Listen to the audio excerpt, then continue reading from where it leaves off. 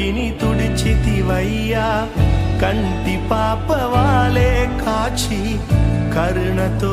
నడిపితివయ్యా కృంగియున్న నన్ను చూచి కన్నీటిని తుడిచితివయ్యా కంటి పాపవా